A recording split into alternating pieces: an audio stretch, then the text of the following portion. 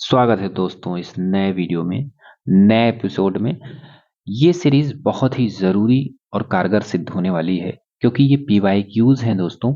PGT, assistant professor, TGT और बाकी जो एग्जाम्स हैं उनके, खासकर आगे आने वाली जीआईसी, लेक्चरर और जीडीसी के लिए सबसे महत्वपूर्ण रहने वाले हैं। और इसमें हम पीवाईक्यूज को डिकोड करेंगे, बिल्कुल धागे खोलने जैसी वाली सीरीज। यानी इसका नाम ही हमने रख दिया कि धागे खोलने वाली सीरीज। तो इसमें ये दोस्तों देखेंगे कि पहले जैसे आता था सवाल कि हर्ष चरित्र किस अध्याय में है, हर्ष चरित्र की रचना किसने की है, लेकिन अब इसके अंदर डिटेलिंग पूछी जा रही है। तो इसलिए हमको बहुत ही डिटेल में, मुझे लगता है 100 सवाल की बजाय आप 10, 15, 20, 50 ही करिए, लेकिन उसको क्वालिटी बढ़ाइए, तभी कुछ संभव होगा। नहीं तो ऐसे लगातार ट्रेडिशनल वे में पढ़ने से अब सिलेक्शन तो मुश्किल ही है। चलिए शुरुआत करते हैं। पहला सवाल यह है कि हर्ष चरित्र के किस अध्याय में, हर्ष चरित्र एक पुस्तक है, उसके किस अध्याय में विंध्य के जंगलों में रहने वाले विभिन्न धार्मिक संप्रदायों का वर्णन है। तो यानी इसके अध्यायों को पता होना चाहिए कि अध्याय 2, अध्याय 4, अध्याय 7 या अध्याय 8। तो शुरुआत हम हर्षवर्धन से करेंगे दोस्तों, क्योंकि उन्हीं के काल की ये रचना है। तो सबसे पहले हम शुरू करते हैं कि हर्षवर्धन कौन थे।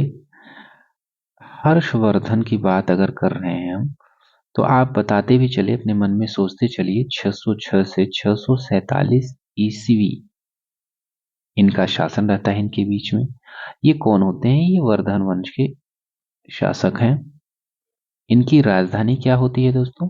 इनकी राजधानी है कन्नौज। इनके पिता का नाम क्या है? प्रभाकर वर्धन। पिता का नाम पूछता है इसलिए है क्योंकि इसके पहले यही शक्तिशाली राजा हुए थे इसके वंश में पहले। और इसके भाई का नाम क्या है? इनके भाई का नाम बताइए आप। इनकी बहन एक थी, उन्हीं से रिलेटेड एक और आगे सवाल मिलेगा हमको। उनका नाम क्या है? राजश्री। ठीक है, इनके भाई का नाम अगर आपको याद हो बताइए फिर। ठीक है, अभी इनका काम नहीं है, आगे आएगा तो हम देख लेंगे, फिर से उनके बारे में डिटेल में बताएंगे। अभी आपका ये सवाल है कि उनके भाई के बारे में बताइए। ठीक है, हर्षवर्धन ये हो गए। और हर्षवर्धन स्वयं एक पढ़ा लिखा था और उसने 3 पुस्तकों की रचना की। ये बहुत फेमस है, आपको भी पता होना चाहिए। नागानंद, दूसरा बताइए रत्नावली, और तीसरा बताइए प्रियदर्शिका। ठीक है, ये 3 पुस्तकें किसने लिखी हैं? हर्षवर्धन खुद इस पुस्तकों को लिखता है। और हर्षवर्धन के काल में ही एक चीनी यात्री आते हैं। चीनी यात्री कौन है? वेनसोंग। वेनसोंग आते हैं किसके दरबार में? हर्षवर्धन के दरबार में आते हैं। ठीक है, अब हर्ष के दरबार में ही एक कवि थे जिनका नाम था वाणभट्ट। तो हर्ष के दरबार में ही वाणभट्ट रहते थे, ये थे दरबारी कवि, और इन्होंने ही इस हर्ष चरित की रचना की है। तो वाणभट्ट ने ऐतिहासिक विषयों पर जो गद्य काव्य होता है उसको लिखने का सफल प्रयास किया था इस पुस्तक में। और इस पुस्तक में बताया गया है कि 8 उच्छ्वास है, जो अध्याय हैं उसको उच्छ्वास बोलते हैं। इसमें आप अध्याय ही बोलिएगा। तो और इस 8 में प्रथम 3 को, भाई जो पुस्तक लिख रहा है अपना भी तो क्रेडिट लेगा कुछ, तो प्रथम 3 में क्या किए ने? वाण ने अपनी आत्मकथा लिखी, अपनी आत्मकथा लिखी है। ठीक, और बाकी के शेष जो 5 बचते हैं उसमें हर्षवर्धन कालीन, या कह सकते हैं कि हर्षवर्धन का जीवन चरित्र लिखा है। ठीक है, जीवन चरित्र लिखा है।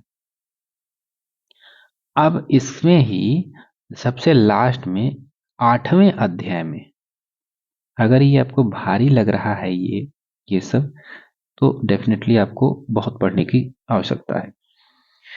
ये 8वें अध्याय में 8वें अध्याय में इस चीज का वर्णन करते हैं कि जो जंगलों में रहने वाली विभिन्न धार्मिक संप्रदाय थे, उनका वर्णन कहाँ पे करते हैं ये वाणभट्ट 8वें अध्याय में करते हैं। तो इस तरीके से हम हर चीज को देखते हुए चलेंगे और बढ़ा सकते हैं, लेकिन जैसे जैसे सवाल आएगा वैसे वैसे करेंगे, नहीं तो बहुत लंबा हो जाता है।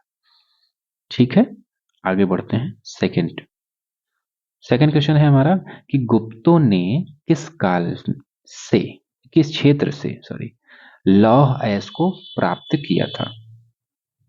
तो दोस्तों, गुप्त काल की जब बात होती है तो गुप्तों को कहा जाता है कि ये कुषाणों के सामंत थे। दोस्तों, हम पूछ नहीं रहे हैं कि अब 30 सेकंड ले लीजिए, बताइए, उसमें टाइम बहुत जाता है। आपको लग रहा है तो आप रोक के आप बता सकते हैं, लिख सकते हैं, नहीं तो बाकी हम अपना काम करते रहेंगे। कुषाणों के सामंत रहे हैं गुप्त। ठीक है, वे मूल रूप से वैश्य थे, मूल रूप से वैश्य माने जाते हैं। हालांकि बहुत विद्वान अलग अलग बात करते हैं, सर्वमान्य मत की बात होती है तो वैश्य ही गुप्तों को माना जाता है। और गुप्तों का जो शासन काल होता है, शासन क्षेत्र होता है, वो मुख्य रूप से मध्य भारत, यहाँ मध्य प्रदेश उत्तर प्रदेश की बात आसपास होता है। ये कह सकते हैं कि मध्य गंगा बेसिन, हाँ, ये मध्य भारत। आधुनिक रूप से देखें तो कुछ मध्य प्रदेश और उत्तर प्रदेश की बात, और मुख्य रूप से मध्य गंगा बेसिन, साकेत। साकेत किसको बोलते हैं?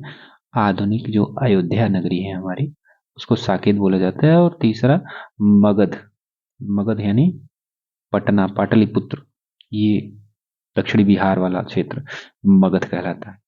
तो मध्य भारत और दक्षिण बिहार के तो लौह अयस्क जो ये प्राप्त करते थे गुप्त लोग, तो ये कहाँ से प्राप्त करते थे? मध्य भारत एंड दक्षिण बिहार से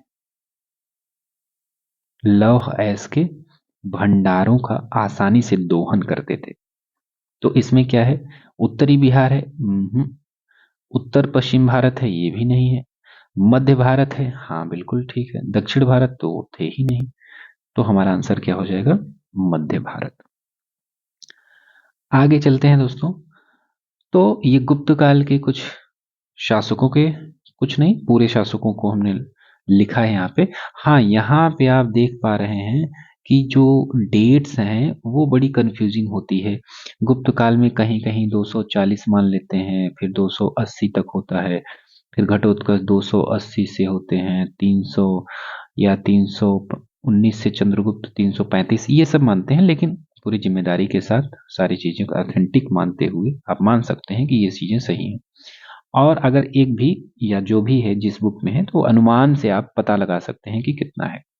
श्रीगुप्त 275 से 300, घटोत्कच 300 से 319, ये बिल्कुल ऑथेंटिक है, हमने पूरा सर्च किया है, ये आप कहीं भी यूज कर सकते हैं।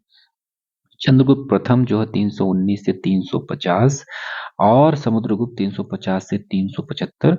चंद्रगुप्त द्वितीय, जिसको विक्रमादित्य की उपाधि मिली, लिया खुद से, और 375 से 415। कुमारगुप्त प्रथम जो है 415 से 455। फिर स्कंदगुप्त आते हैं 455 से 467। तो ये दोस्तों होते हैं शक्तिशाली शासक। इसके बाद स्कंदगुप्त के बाद कमजोर शासक आने लगते हैं धीरे धीरे, और लास्ट में विष्णुगुप्त आता है और अंतिम शासक के रूप में गुप्त वंश समाप्त हो जाता है। इसमें पुरुगुप्त, कुमारगुप्त द्वितीय, बुधगुप्त, नरसिंह गुप्त, बालादित्य जिसको बोलते हैं, कुमारगुप्त द्वितीय, ये सब आते हैं। हाँ, ये इंपॉर्टेंट है, ये याद करने लायक है। ठीक है, चलिए आगे चलते हैं। तीसरा प्रश्न यह है कि हर्षवर्धन से ही है दोस्तों, कि हर्षवर्धन को बहन राजश्री ने कैद से बचने के बाद, हर्षवर्धन को बहन राजश्री ने हर्षवर्धन की बहन राजश्री ने कैद से बचने के बाद किस क्षेत्र में प्रवेश किया? अच्छा, इसकी बहन क्यों कैद में थी, तो इसके पीछे की थोड़ी कहानी समझ लेते हैं। तो ये प्रभाकर वर्धन रहे हैं, प्रभाकर वर्धन, प्रभाकर वर्धन। दोस्तों, इनके दो पुत्र थे, एक थे राज्यवर्धन, देखो हमने आपका आंसर बता दिया जो आपसे पूछा था पहले में। दूसरा था हर्षवर्धन, और तीसरी इनकी पुत्री थी राजश्री। अब राजश्री की शादी जो होती है वो गृहवर्मन से होती है, और गृहवर्मन कहाँ का राजा था? ये मौखरी वंश का राजा था, और कन्नौज पे शासन करता था। कन्नौज। गृहवर्मन की शादी राजश्री से हो जाती है। तो थोड़ा सा मैप में अगर समझेंगे दोस्तों, तो गौड़ प्रदेश ये है, बंगाल को ही गौड़ प्रदेश कहा जाता है, और इधर कन्नौज और इधर हर्षवर्धन। ठीक है, यहाँ शादी हुई, तो इन दोनों का गठबंधन, गठजोड़ बन रहा था। किसका किसका? वर्धन वंश का और ये मौखरी वंश का, ये गठजोड़ बन रहा था। तो और इस गठबंधन को बंगाल नरेश इसको शशांक ने इसको खतरा माना। तो शशांक ने आक्रमण कर दिया मौखरी वंश पे। मौखरी वंश यानी कन्नौज पर आक्रमण करके गृहवर्मा की हत्या कर दी और राजश्री को कैद कर लिया। कौन? बंगाल यानी गौड़ प्रदेश का शासक शशांक। ठीक है, तो कन्नौज को अपने अंडर ले लिया। जैसे तैसे करके राजश्री भागी, उसकी कैद से निकल जाती है और जंगलों में चली जाती हैं सती होने के लिए। सोचती हैं कि पिता तो पहले ही चल बसे थे, भाई भी मर गया था, मतलब राजवर्धन मर गया था, हर्षवर्धन बचा था, और अब इसके पति भी चले गए थे। तो बहुत डिप्रेशन के वजह से ये विंध्य के जंगलों में, आपका आंसर ये है कि विंध्य के जंगलों में चली गई थी। और उसके बाद हर्षवर्धन ने इनको कैसे भी खोज के बचाया और शशांक के विरुद्ध अभियान किया, और यहीं से हर्ष की राजनीतिक उत्थान शुरू होता है। हर्ष का राजनीतिक उत्थान शुरू होता है। तो हमारा आंसर ये है। तो ये इसके पीछे की कहानी रही कि हर्षवर्धन की बहन राजश्री ने कैद से बचने के बाद किस क्षेत्र में प्रवेश किया? तो विंध्य क्षेत्र में प्रवेश किया था। ठीक है, तो इस तरीके से आपको कहानी भी पता होनी चाहिए। आज की मांग यही है। आज जो पेपर हुए, एलटी का पेपर अभी हुआ, आप देख सकते हैं। तो इस तरीके से हमको पढ़ना होगा। चौथे की बात करते हैं, तो निम्नलिखित में से किस शासक की मृत्यु युद्ध के मैदान में हुई थी? दोस्तों इसके आंसर को पकड़ कर आगे बढ़ते हैं। पहली बात तो ये कि इसका आंसर ये है कि यशोवर्मन। ठीक है, अब बात करते हैं शुरुआत से।